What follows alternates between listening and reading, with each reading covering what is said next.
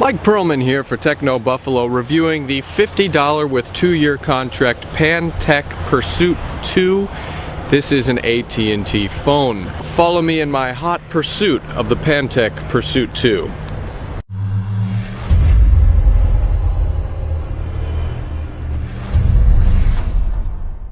After a considerable amount of time spent with the Pantech Pursuit 2, I can tell you one thing.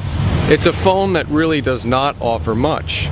The Pursuit 2 has a 230 megahertz processor, so operating speed was at a base level. Now, this phone also has a touchscreen LCD, 2.8-inch diagonal, and it has a Motorola Droid 3-like keyboard that slides out. This phone is also rather portable and stylish. I got the green model, but it also comes in several other colors you'll find in any standard rainbow. Connectivity is also fairly limited. We just have a USB terminal, and there's no 3.5mm headphone jack. We do have a camera button, a lock button, and we have physical call, back, and end buttons on the phone's facade. The phone has a 2-megapixel camera in back, but it's devoid of a flash, and image quality was subpar. Also, video quality, resolution way too small for any serious purposes. One of the most important aspects of the Pantech Pursuit 2's existence was its ability to make quality calls, especially on the 3G network. So if you're looking for just a basic messaging calling phone, the Pantech Pursuit 2 will do you just right. When it came to battery life, standby time on the Pantech Pursuit 2 was fantastic. It's slated up to 250 hours. However, talk time, as soon as you start talking on this bad boy, you have up to 3 hours of talk time. So it's really not an everlasting gobstopper when it comes to call longevity. I also found the Pursuit 2 to be exceedingly light on memory.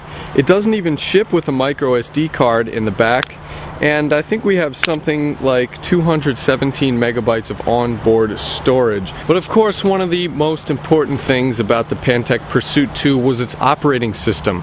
It runs on a Brew MP operating system, which is code for proprietary Pantech last minute throw in an operating system. For the most part, I found this operating system to be fairly clunky, especially when combined with the 230 megahertz processor. Basically, you have 3 home screens, and on one of the home screens you have the ability to add widgets and programs and applications, but the scrolling, you get this giant scrolling panel, and it's not intuitive at all when it comes to adding widgets to this screen. This is not an intuitive phone. It's not a phone that you could pick up and instantly take advantage of iOS or Android or any of the easy shortcuts or anything like that.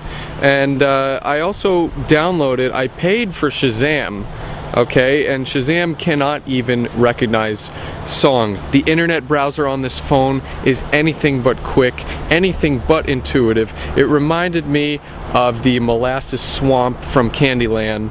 For me, it's difficult to justify the purchase of the Pantech Pursuit 2, especially when the iPhone 3GS is $50 for AT&T as well. It just, when you stack them up together, it's a huge, monumental difference. The Pantech Pursuit 2 may be too little, too late. For Techno Buffalo, I'm Mike Perlman. Stay tuned for more reviews at technobuffalo.com.